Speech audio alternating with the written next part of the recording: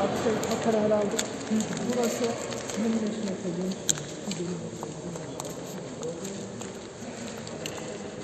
Tamamladık.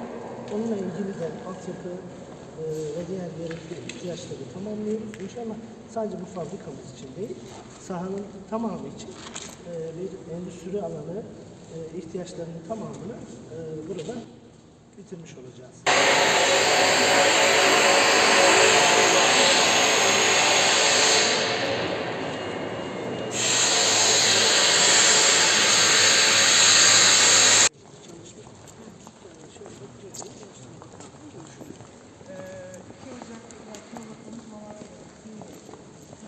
Bizim için bu çok önemli çünkü Malatya için de Malatya'nın beklemiş olduğu bir yatırımdı.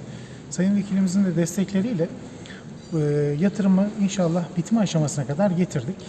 Sonrasında da 2021 yılında da inşallah hep birlikte yine katılımınızla buranın açılışını yapıp gerek Malatya ekonomisine gerekse Türkiye ekonomisine bu alanı katmış olacağız. Yaklaşık 40 yıl evvel rahmetli Erbakan döneminde temeli atılan ve sanayi hamlesi olarak başlayan vagon onarım fabrikası atıl vaziyette ve uzun yıllardır da bizim bu mekan için özelleştirme süreci, devlet demiryolları süreci, maliye süreci dahil olmak üzere bizi de milletimizde çok yoran bir süreçti. En sonunda bir arzın taleple buluşmasını sağladık.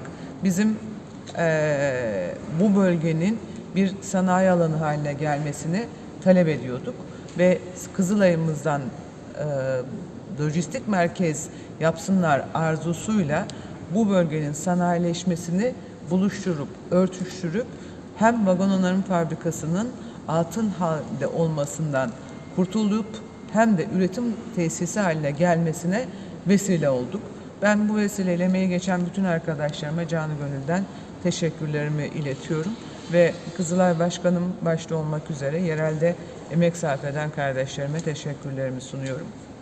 Şimdi burada yaklaşık ilk etapta 1000'e yakın insanımız çalışacak. Hem mavi yaka hem beyaz yaka.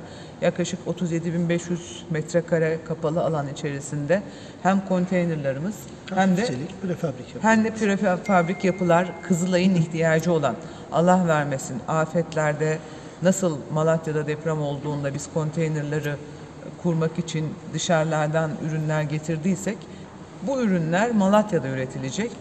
Mart ayında inşallah faaliyete geçmiş olacak. İnşallah. Ve çalışmalar başlayacak. Emekleriniz için çok teşekkür ederim.